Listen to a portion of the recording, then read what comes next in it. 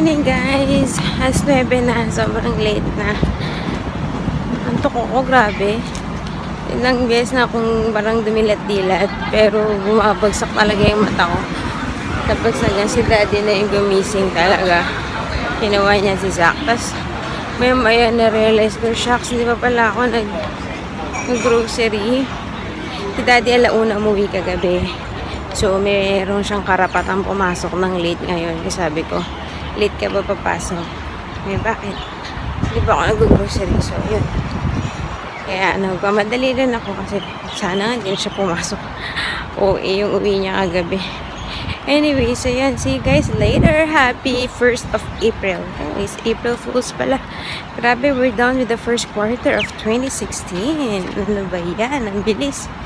Okay, see you guys. Hey guys, ang bilis ko. It's only 9:30.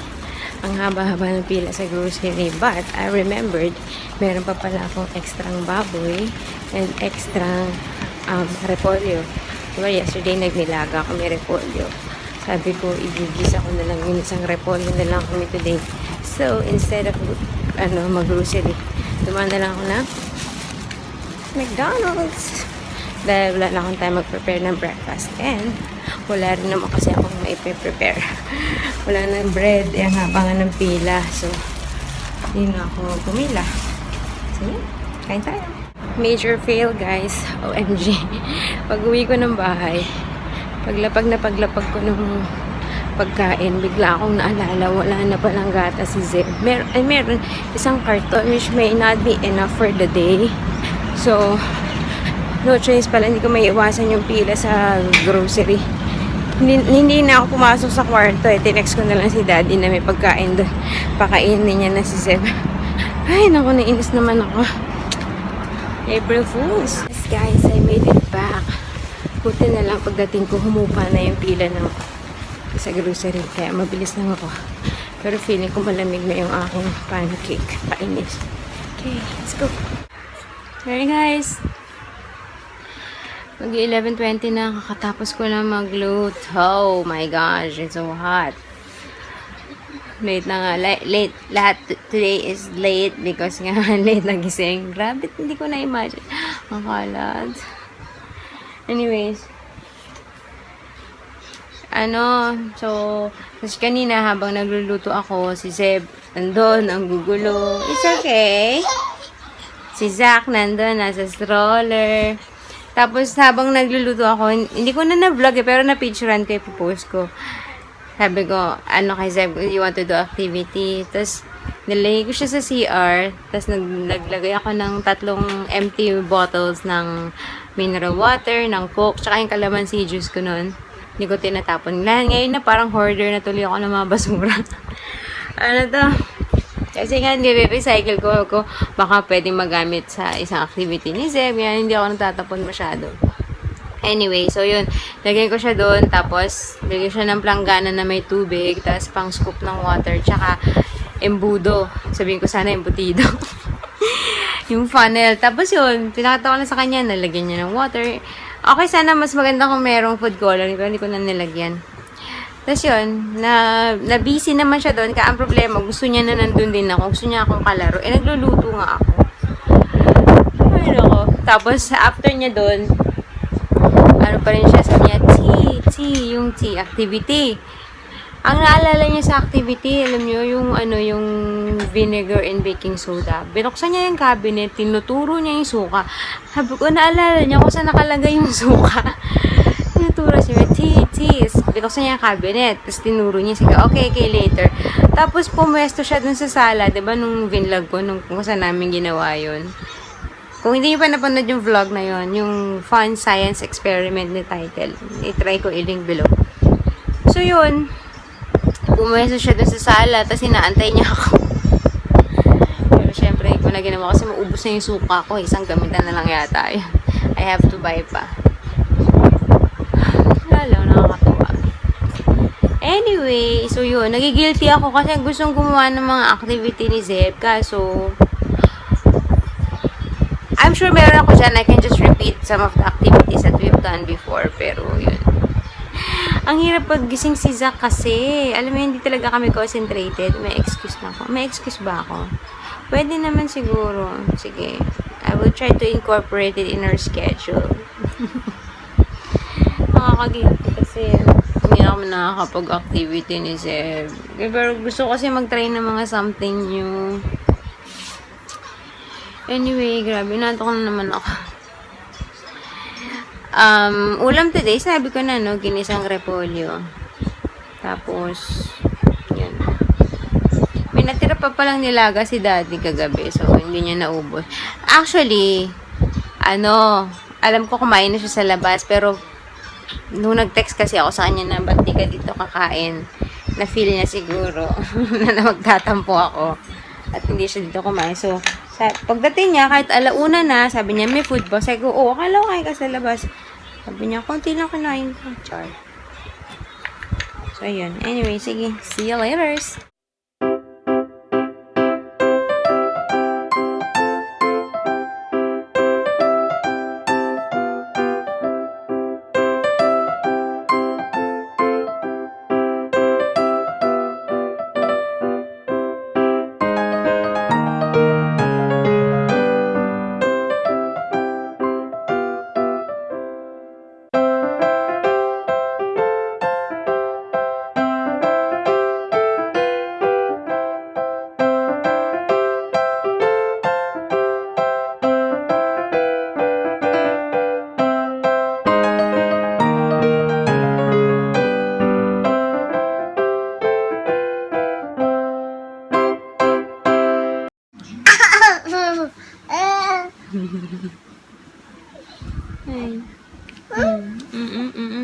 Careful.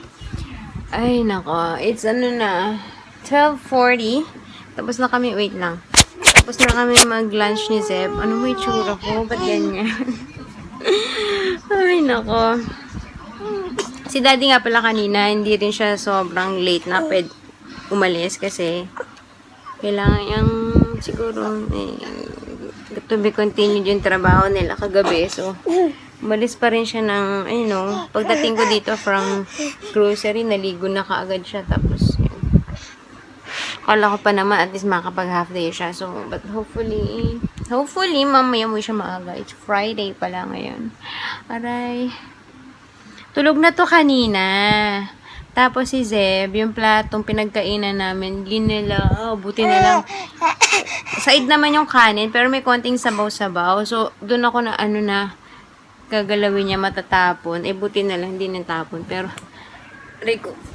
syempre panic mode ako. Hindi nagising ang bata. Pero okay lang din kasi baka hindi na to mag-nap mamaya sa totoong nap namin. So, okay lang nakapag power nap siya. What? Oo, don't step. Anyways. So, yun. Gusto ko sana gumawa ng melon shake. Yung kinayod kong melon. Gusto ko i-blender, tapos lagyan ng ice. Pero iniisip ko pa. Parang tinatamad na akong kumilos. Grabe na yung addiction ko sa paulit-ulit ako sinasabi Long Island Medium. Show yon. So, if you're curious, nood kayo isang episode lang dito sa YouTube. Search nyo, Long Island Medium. Search kayo ng kahit anong episode. Sobrang na yung addiction ko. Tapos kagabi, nanonood ako sa laptop. Siyempre, tulog to itong dalawa. Tapos patay ilaw. Ang dilim. Ilaw lang ng laptop. Pero pag nakatingin ka doon, diba, pag yung mata mo, nakatitig lang sa liwanag nun. Tapos, pag inalis mo doon, pag lumiyong ka sa iba, parang super dilim. Wala kang makita. Tapos kagabi, syempre, diba yung mga patay. Tapos minapakita pa nga yung picture ng mga namatay. Tapos parang yung mga naririnig akong kaluskas. Natakot ako. Ano ba yan? Bigla akong natakot kagabi. Kaya ginawa ko, naka-on yung flashlight or yung ilaw sa likod ng cellphone ko. In-on ko para maliwanag sa kwarto. Kasi wala pa si daddy nun. Ano ba yan? No. Ano gagawin mo? Anyway, I encourage, ano bang ginagawa mo, Zeb? I encourage you to watch at least one episode para gets nyo yung sinasabi ko. Anyway, so yun. Dinner time! It's 5:05 na. Yum. Guys having roasted potatoes.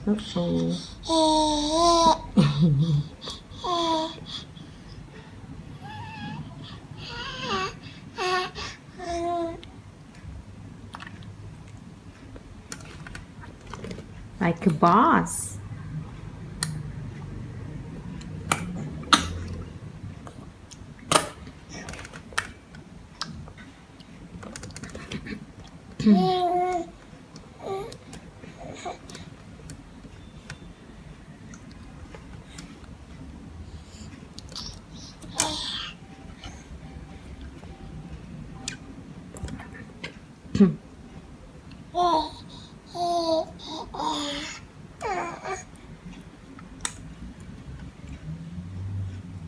Let's try dragon fruit. Let me see, no? Hold properly. It's slippery. Uh-oh. Hi, guys! Hi, Kuya. Kuya, say hi. Tulo na, wait. Ano to? Alas 6 na. Obviously, naligo na kami kasi tapos na kumain si Zach. And then, kakain naman kami ni Zeb. Si Vince pa uwi na. Yay! Actually, dapat kanina pa yun. May minute up pa siya. Bumili daw siya ng second hand na ukulele. Sabi ko, yung may gitara siya before, di ba? Yung electric guitar. Hindi niya nga nagagamit kasi, syempre, hindi niya mailabas dahil si Zeb. Sabi niya, mura lang naman, mas mahal pa yung toy guitar ni Zeb. Kaya, yun. Anyway, kain na tayo. Hindi ko bet yung ulam ko ngayon. Hindi ko bet yung niluto ko ngayon. Hindi ako masaya. Pag maaga, as in, mamaya pagdating ni Daddy, pag nandun na kami sa palaruan, punta kami ni Zach sa Parkway. I'm gonna buy yung bread talk na golden lava, either croissant or bun. Di-decide pa ako. Nag-crave ako. Okay. Hi guys! It's 6:45 pa lang. Sa bahay na si Daddy. Medyo kanina pa. Nag-ukulele sila ni Zeb. Say hi! Hi guys! Anyway, so tumakas na ako. Hindi ako tumakas. Nagsabi ako, punta akong Parkway. Kami ni Zeb. Ay, ni Zach. And then, sabi ko, text na lang ako pag lalabas sila. For sure naman lalabas yun. So, yun. Ang dami nakain ni Zeb. In fairness. Halos siya nga lahat kumain. Kasi sabi ko, di ba, hindi ko bet yung ulam. Halos siya nakaubos yung pagkain, ng kanin sa plato. Perfect. Dami yung nakain gulay. Hey guys! We're home na. Medyo kanina pa. Yun lang na pala ako. Bumili ako sa bread talk. And then, nagsukat ako sa Cottonon. Tatlong t-shirts na take for $5. Although, dalawa lang yung nagustuhan ko. Tapos sabi ko, sige, kukunin ko yung t-shirt kasi wala lang, t-shirt. Tapos, nung pagdating na maglumabas na ako ng fitting room. It might break. Paglabas na ako ng fitting room, nagdalawang isip ako, binalik ko yung kinuha ko. Kuripot. #kuripot. Ewan ko ba, pagdating sa pagkain, hindi ako nagdadalawang isip sa pagbili. Alam mo yun? Katulad nun, binili kong tinapay. I will put it back. Binili ko sa bread talk $6 na maliliit na croissant, diba? Wala pa, isang kainan lang sa akin yun. Tapos yung $5 na t-shirt, di ko mabili. No ba yan? Anyways, so yun, wala. Wala ko na pala. Although, wala naman talaga sa plano kung bumili or something. Naisip ako lang sinisa sa Parkway. Diba, nung last time na nagsukat ako, kasama ko si Zach, bit-bit ko lang siya, naka-carrier. Hindi ako makapagsukat ng maayos. So, kanina, since naka-stroller ako, sabi ko, sige, try ko. Pero, ayun. Wait lang, may inaayos ako. Anyways, ito yung ukulele ni Daddy. Oh. Ang ganda. Parang bago pa nga. Diba? Color white. Diba? Almost new. You know, don't use that. Can you see? How do you play that? Oh.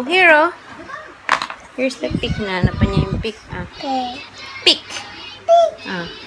How do you play? Wow naman. $15 niya daw nabili. Eh, yung guitar ni Zeb na laruan, 20 yata niya yung binili. Anyways, weekend. Hindi ako grocery ngayon dahil day off ako sa cooking tomorrow. And I feel like yung ano pa namin, yung tira. So, baka yun ang kainin. We'll see. But, yun. I'll say goodnight na. There's nothing more that's gonna happen. Oh, today is what? Scandal. Okay, say goodnight, Zeb. Paliliguan ko pa pala to. Kumakain pa kasi si Daddy sa labas, oh. Tapos si Daddy, ligo. Hindi sila lumabas, makakainis. Hindi mo lang nilabas ni Daddy si baby. Pero, since weekend naman, for sure, marami kaming labas-labas. Okay, bye, Zeb. Say goodnight. Say bye-bye. Bye. Flying case. Flying case. Flying case. Flying case. Zach, how are you there? Say bye! Tumatayo yan. Tumatayo. Oh. Pinasok ko yung walker na gano'n, no? Hindi yung walker na parang sa ate. Ay, ko, putik. Pinasok ko yung mata ko. Pero hindi niya pa kaya, eh. Ano yan? Ano yan? Say bye, Zach! Bye! Bye, guys. See you tomorrow. It's gonna be Saturday or weekend. Yay! Are you happy, Zeb? Yeah, happy? Yay! May concert na nagaganap. May concert!